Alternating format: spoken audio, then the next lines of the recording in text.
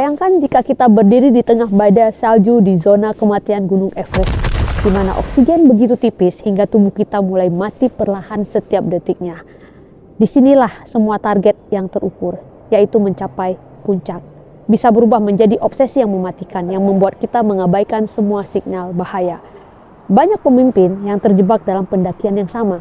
Mereka mengejar angka hingga mengalami kelelahan mental, mengabaikan etika, mengabaikan kesehatan tim, dan kehilangan kompas moral. Pernahkah kita bertanya-tanya, mengapa ada pemimpin yang tampak sukses di atas kertas namun gagal total saat menghadapi krisis? Atau sementara yang lain justru semakin tangguh di tengah tekanan?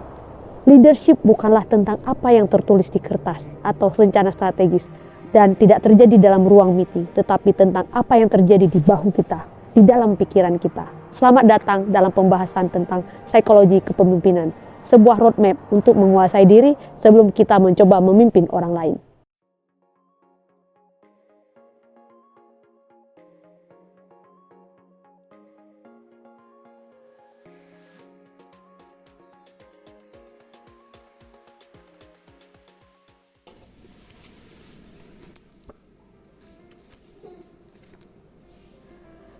Buku The Psychology of Leadership, karya Sebastian Page, lahir dari sebuah krisis pribadi seorang eksekutif yang menyadari bahwa kesuksesan finansial tidak otomatis memberikan ketenangan pikiran. Page menggunakan perannya di divisi manajemen aset sebagai laboratorium nyata untuk menguji bagaimana psikologi positif, psikologi olahraga, dan ilmu kepastian dapat mengoptimalkan kinerja. Salah satu katalis buku ini adalah pertemuannya dengan Dr. Daniel Zimet, seorang psikolog olahraga dan juara bola tangan nasional. Zimet menceritakan bahwa momen terbaik dalam karir bukanlah sebuah kemenangan besar, tetapi sebuah kekalahan tipis di mana dia bermain dengan kemampuan terbaiknya. Kepemimpinan sejati adalah tentang penguasaan diri, mastery, dan proses. Bukan sekedar skor akhir, karena pemimpin yang paling efektif bukanlah mereka yang paling pintar secara teknis, melainkan mereka yang mampu menguasai diri sendiri sebelum mencoba memimpin orang lain. Kali ini kita akan membahas 5 prinsip utama untuk mentransformasi cara kita memimpin tim dan hidup kita. Balik persamaan sukses dan kebahagiaan. Kebanyakan dari kita beroperasi dengan rumus yang terbalik. Jika saya sukses, maka saya akan bahagia. Penelitian psikologi positif membuktikan hal yang sebaliknya. Kebahagiaanlah yang membawa kesuksesan.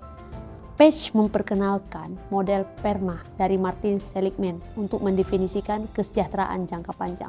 Ada 5 poin. Yang pertama, positive emotions, emosi yang positif. Kedua, engagement, keterlibatan. Relationship, hubungan. Meaning, makna, dan accomplishment, pencapaian. Kebanyakan pemimpin hanya fokus pada E yang terakhir, accomplishment, pencapaian, namun mengabaikan elemen-elemen sebelumnya. Contoh praktis, pikirkanlah tentang perumpamaan jika ada 3 orang tukang batu yang sedang membangun tempat ibadah. Tanyakan pada orang pertama, apa yang sedang kamu lakukan? Yang pertama menjawab, saya sedang pasang batu. Orang yang kedua menjawab, saya sedang membangun tembok. Sementara orang ketiga menjawab, saya sedang membangun tempat ibadah. Tugas kita sebagai pemimpin adalah membantu tim melihat tempat ibadah mereka. Jangan biarkan analis kita merasa hanya mengisi spreadsheet data. Ingatkan mereka bahwa data tersebut sedang membantu ribuan orang mengamankan dana pensiun mereka. Saat kita mengajar makna, bukan sekedar angka. Bahaya tersembunyi dari target yang terukur. Insight dari bagian tulisan Jangan Mati di Everest. Waspadai efek samping dari target yang terukur yang terlalu kaku. Page memberikan peringatan keras melalui kisah tragis para pendaki di Everest yang begitu terobsesi mencapai puncak, yaitu target terukur, sehingga mereka mengabaikan tanda-tanda bahaya dan akhirnya kehilangan nyawa. Target yang jelas memang memotivasi, namun target yang berlaku kaku bisa menyebabkan kebutaan akibat target, atau dalam bisnis kita sebut dengan istilah goal-induced blindness. Target yang sangat terukur bisa mendorong perilaku tidak etis atau kelelahan mental atau burnout. Untuk mengatasi, gunakan SEE. Yang pertama, systemize. Ciptakan indikator peringatan dini seperti tingkat absensi atau komplain pelanggan, bukan hanya angka penjualan. Yang kedua, encourage.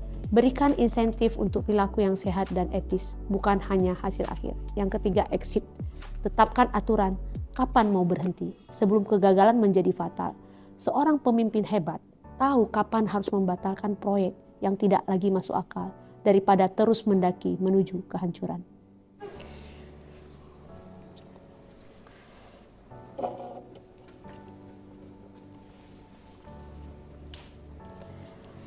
Setelah menetapkan tujuan yang benar, tantangan berikutnya adalah bagaimana mengeksekusinya tanpa menghancurkan mesin penggeraknya, yaitu diri kita dan tim kita.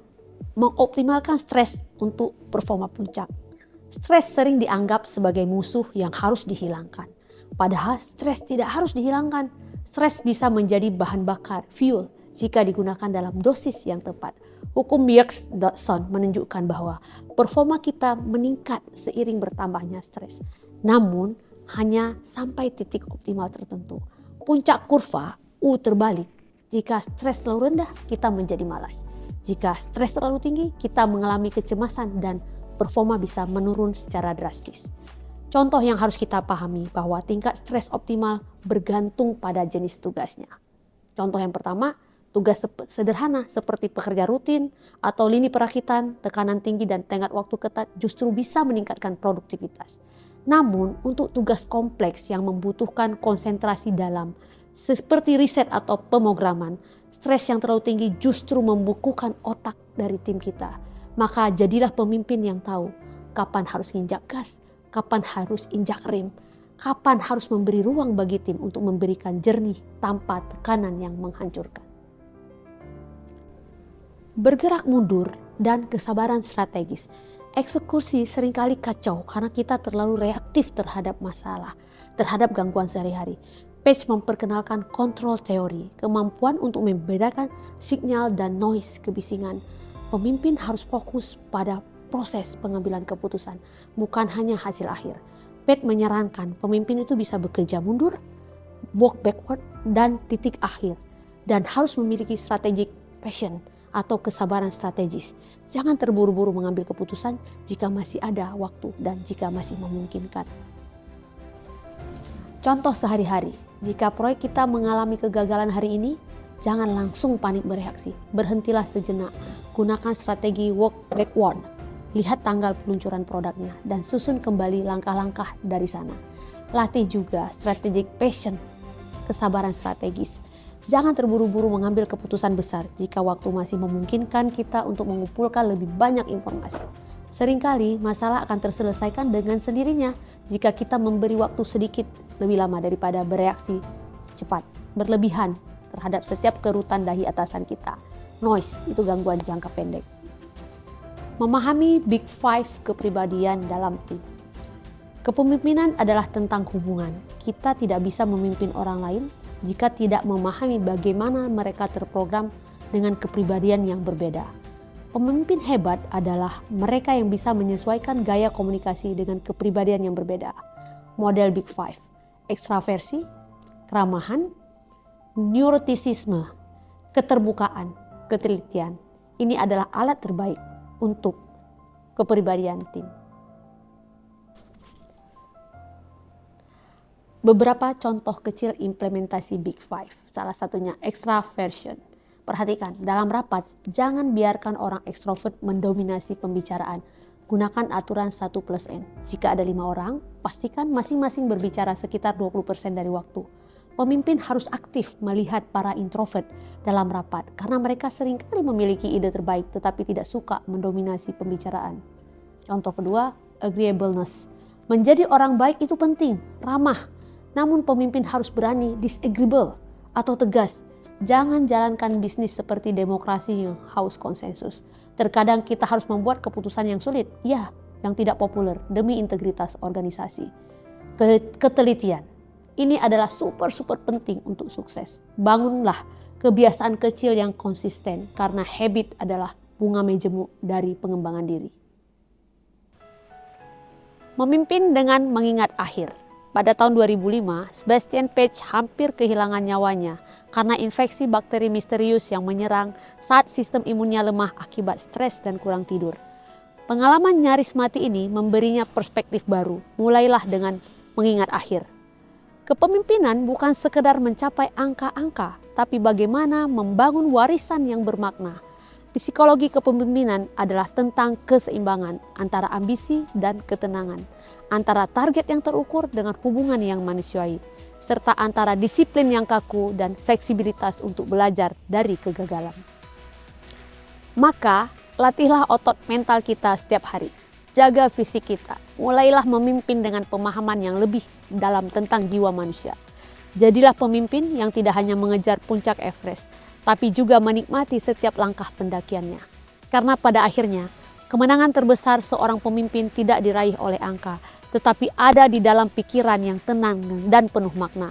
Selamat memimpin, dan yang paling penting, selamat menguasai diri kita sendiri. I'm Jamiatil Fajri. Always be happy, aspire to inspire before we expire.